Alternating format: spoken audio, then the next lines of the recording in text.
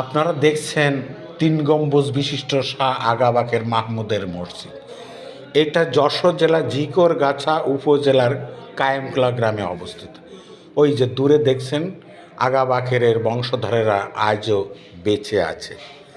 এই মসজিদটা একটা কিংবদন্তি মসজিদ। এটা হোসেন উদ্দিন হোসেনের যশোর জেলার কিংবদন্তিতে এই কাহিনী লেখা আছে। এখন আর বোঝার উপায় নেই। স্থানীয় লোকেরা মসজিদটার ভিতর বাহির টাইলস দিয়ে, এই টাইলসের একটা ভাইরাস চলতেছে। আমাদের ঐতিহ্য বিলুপ্তির কারণ সব ওই টাইলস দেওয়ার কারণে। আগা বাকের মাহমুদ ছিলেন নবাব সিরাজদৌলার বিপক্ষে মীর জাফরের পক্ষে। নবাব সিরাজদৌলার পতন হলো, আগা বাকের ঘোড়ায় চড়ে খুঁজে বেড়াচ্ছে নবাব সিরাজদৌলার লোক কে কোথায় আছে।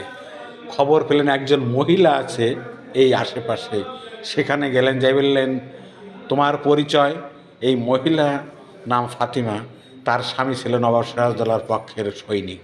সে ঘর থেকে তার সদ্য প্রসূত সন্তান নিয়ে এসে বললে এই আমার পরিচয়। আগা বাকের মাহমুদ যেন থমকে দাঁড়ালেন। তারপর তাকে বলল তোমাকে তো মেরেই ফেলবে, তুমি চলো আমার সাথে কোথাও, তোমাকে পালিয়ে রেখে আসি। অগতির গতি হিসাবে সেই আগা বাকের পিছনে পিছনে ছুটলেন। হাঁটতে হাঁটতে চলতে চলতে এক সময় ঝিকরগাছা কপোতাক্ষ নদ পার হয়ে কায়েমকলাতে আসলেন। এখানে থাকে, খাওয়া দাওয়া করে। কিন্তু আগা বাকের চিন্তা করে কত মানুষের ভাগ্য পরিবর্তন, তার তো হয়নি।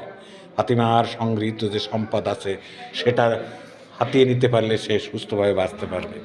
গর্ত খুঁড়ল রাতের আধারে, সেই গর্তের ভিতরে ফাতিমার কোলের শিশুকে ফেলে দিল। ফাতিমা হাহাকার করে চিৎকার করে গর্তের ভিতরে পড়ল। সঙ্গে সঙ্গে তাদেরকে মাটি চাপা দিয়ে দিল। তাদেরকে মেরে সেই সম্পদ লুট করে তার ভাগ্য অন্বেষণ করার চেষ্টা করে।